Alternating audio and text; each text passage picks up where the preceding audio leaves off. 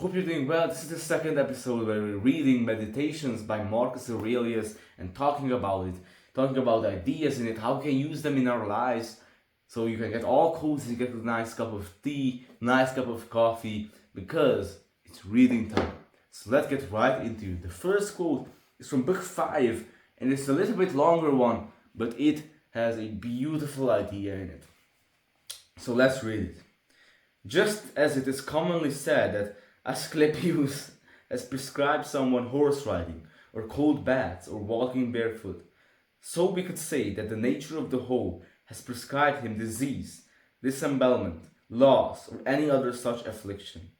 In the first case, prescribed means something like this: order this course for this person as conducive to his health. In the second, the meaning is that what happens to each individual is somehow arranged to conduce to his destiny.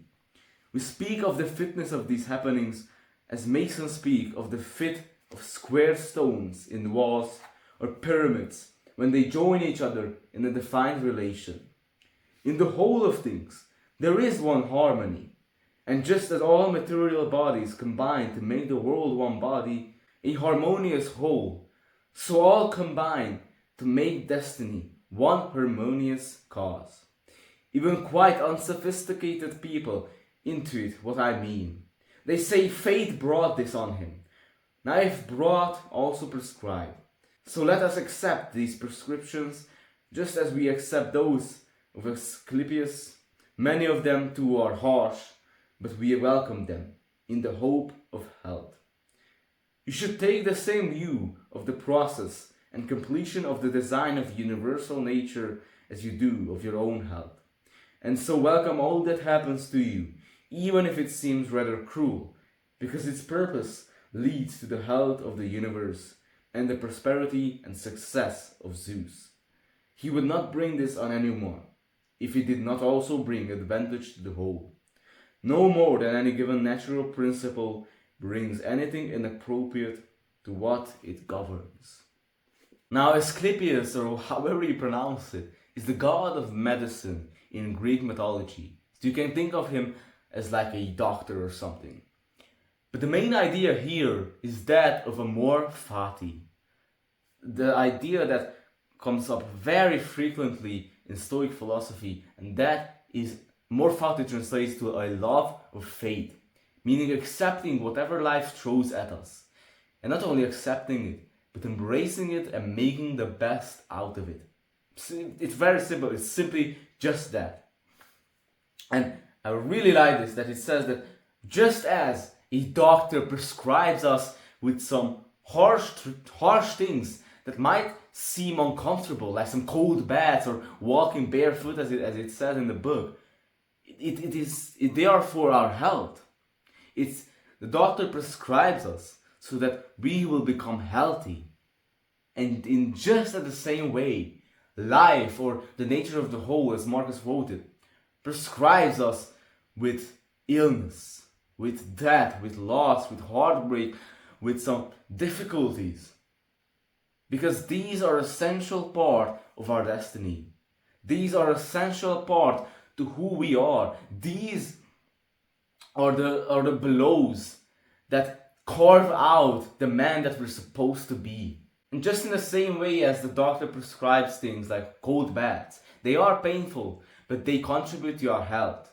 In the same way, these things that life throws at us, they can be painful, but they contribute to our health, to our character.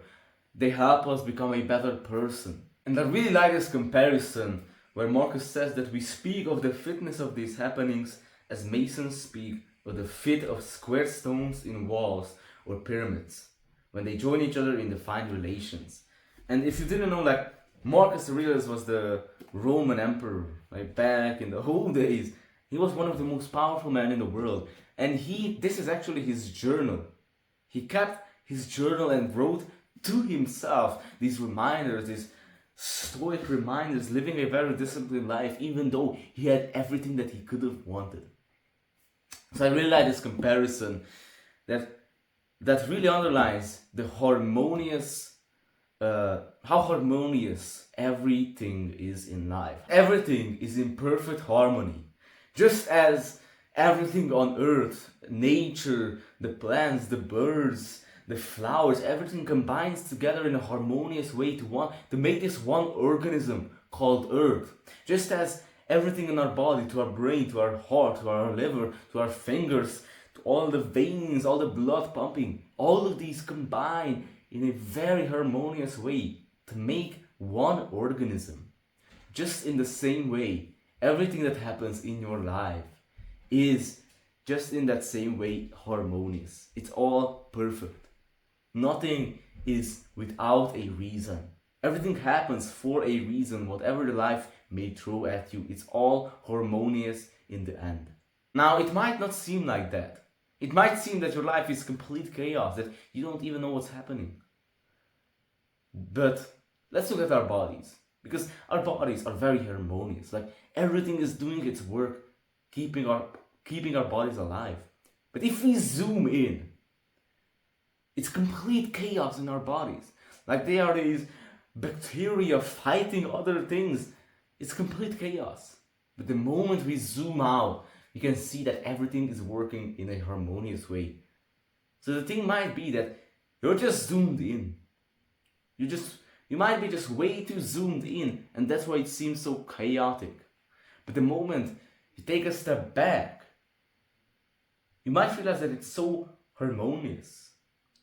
All of this thing that happens is happening in a harmonious way, just as the bacteria fighting in our body is harmonious and is an essential part to our bodies staying alive. So instead of fighting against our destiny or our whatever life throws at us, why not just accept it? Because the thing is that we can't do anything about it.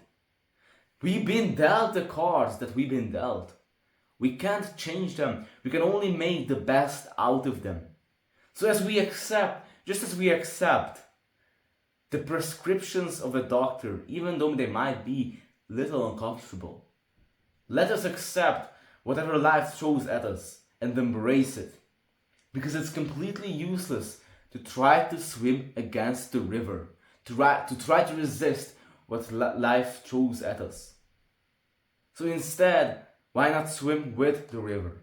And maybe swim in the river to the left, to the right, but swimming against it is completely useless. So swim with the river. Accept wherever life moves you, and embrace it. And in the end, he says that he, meaning Zeus, would not bring this on anyone if he did not also bring advantage to the whole. No more than any given natural principle brings anything inappropriate to what it governs. So basically, it says that it's all perfect.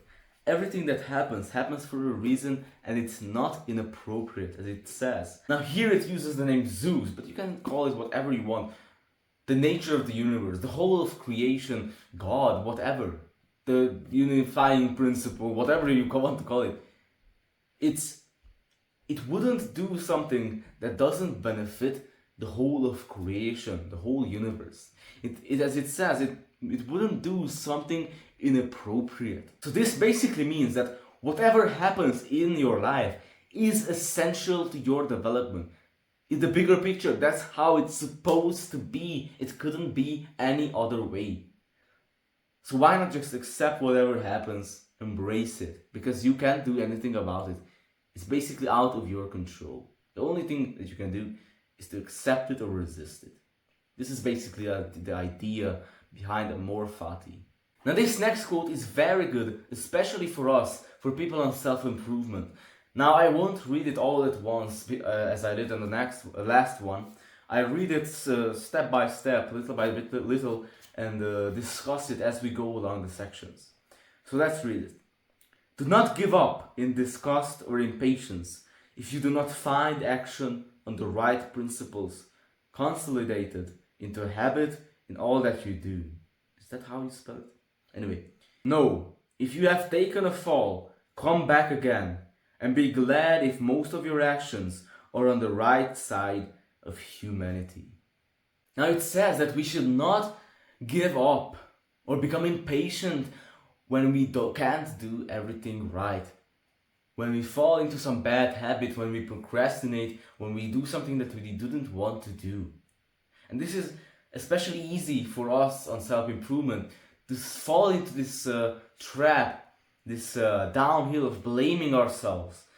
When we see all of our flaws, all the things that we're doing wrong, all the bad habits that we're falling back into, the workouts that we missed, how much we procrastinate, it's easy for us to start blaming ourselves and hating ourselves and becoming impatient and angry. But Marcus Aurelius reminds us that if we have fallen, to get back up and to be glad that if most of your actions are on the right side of humanity, meaning that we should be glad if most of the things we do are good, if most of the things we do are beneficial to humanity or to the people around us and to ourselves. And that's what we should strive for, because you will fail.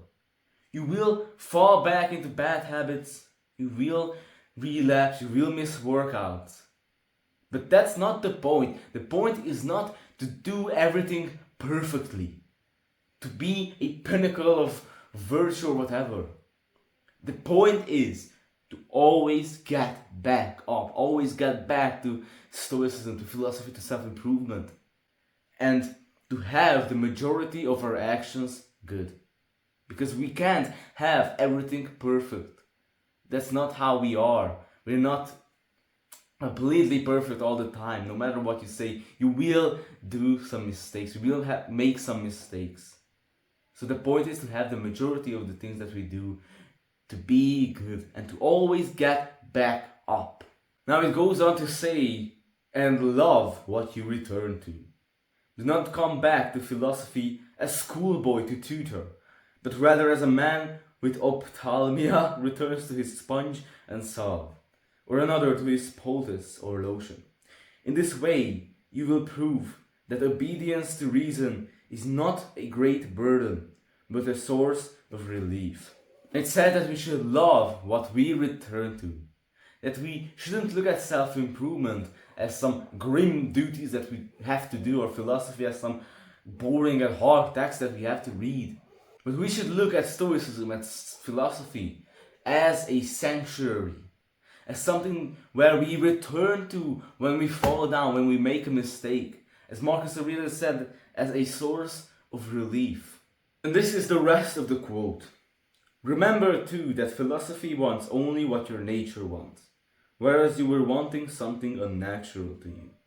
Now what could be more agreeable than the needs of your own nature? This is the same way that pleasure trips us. But look and see whether there is not something more agreeable in magnanimity, generosity, simplicity, consideration, piety. And what is more agreeable than wisdom itself? When you reflect on the sure and constant flow of our faculty for application and understanding. Now, I don't really understand what this is all about here. You can write a comment and tell me your thoughts about this, but what I'm thinking is that when he wrote this to himself, he probably had some kind of desire for like something unnatural, to his some kind of unnatural desire, some bad habit or something, I'm not sure. And then he says to himself, but what's better than this unnatural desire or pleasures? What's better is magnanimity, generosity, simplicity, consideration, piety. And that what's better than wisdom? Examining our actions and emotions so that we can better understand them and use them. So I picked these two quotes for this episode. I hope that you like them. If you have any thoughts, you can leave them in the comments. I hope that you enjoyed this video. Thank you for being here. Thank you for your presence. All the love towards you. Have a great day and goodbye. You can tell me if you like this kind of videos. I actually like enjoying them. You can tell me in the comments if you like me to continue this series. Even though no matter what you say, I'll continue it anyway because I like it. So, so have a great day. Yeah. Goodbye.